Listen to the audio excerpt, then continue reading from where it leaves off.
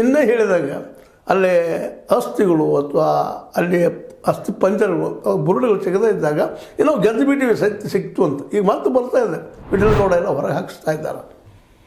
ಅಂದರೆ ಒಂದಿಲ್ಲ ಅನ್ಯಾಯ ನಡೆದದನ್ನು ಹೇಳೋದಕ್ಕೆ ಸಹಿತ ಇವತ್ತು ಕಷ್ಟ ಆಗಿದೆ. ಅದನ್ನು ಪೊಲೀಸರ ಸಹಕಾರ ಯಾವ ರೀತಿ ಅದ ನೋಡ್ರು, ಯಾವ ಪೊಲೀಸ್ ಡಿಪಾರ್ಟ್ಮೆಂಟಿಂದ ಯಾವ ಸ್ಪೆಷಲ್ ಒಂದು ಇದರಿಂದ ತನಿಖೆ ಅಂತ ಸತ್ಯ ಹೊರಗೆ ಬರಬೇಕಾಗಿತ್ತು. ಆ ಸತ್ಯ ಹೊರಗೆ ಬರೋದಕ್ಕೆ ಇವೆಲ್ಲ ಟೆಕ್ನಿಕಾ ಬೆರೆಸ್ಬೇಕು, ಅದಕ್ಕೆಲ್ಲ ಬೆದರಿಸಿ ಅವ್ರಿಗೆ ತೊಂದರೆ ಕೊಡ್ಬೇಕು. ಸಾಕ್ಷಿದಾರ ಬಂದಿದ್ದಾರೆ, ಊಟ ಒಂದು ಅನ್ನ ಸಾರ ಉತ್ತಮವಾದ ಕೊಡ್ಬೇಕಲ್ವ, ಇವರು ಮಾಡಬೇಕಲ್ಲ.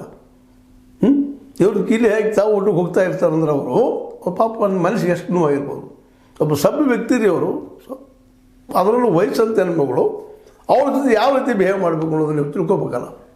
ಹೀಗಾಗಿ ಇಡೀ ಎಲ್ಲ ಪ್ರಕರಣ ಸೂಕ್ಷ್ಮ ವಿಚಾರ ಮಾಡಿದಾಗ ಸರ್ಕಾರ ಇದ್ರ ಬಗ್ಗೆ ಆಸಕ್ತಿ ತೋರಿಸ್ತಾ ಇದೆ ಅನ್ನೋ ಮತ್ತು ದೊಡ್ಡ ಪ್ರಶ್ನೆ ಹೇಳ್ತಾ ಇದೆ.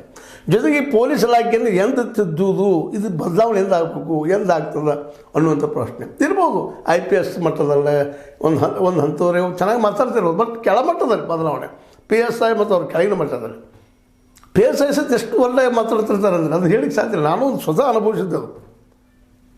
ಯಾವುದೋ ಒಂದು ಘಟನೆ ಹೋಗುವಂಥ ಪ್ರಸಂಗ ಬಂದಾಗ ಸಡನ್ನಾಗಿ ಆ್ಯಕ್ಷನ್ ಅವ್ರು ಮಾತಾಡೋವಂಥದ್ದು.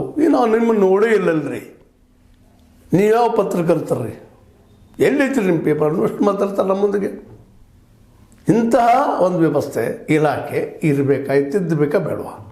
ಜೊತೆಗೆ ಅದಿರಲಿ, ಏನೋ ಇರ್ಬೋದು, ಆದರೆ ಈ ಹೆಣ್ಣುಮಗಳ ಜೊತೆಗೆ ಬಿಹೇವ್ ಮಾಡಿದ್ದು, ಸಾಕ್ಷಿದಾರ ಜೊತೆ ಬಿಹೇವ್ ಮಾಡಿದ್ದು ಇದು ಕ್ಷಮಿಸಲಾರದ ಅಪರಾಧ.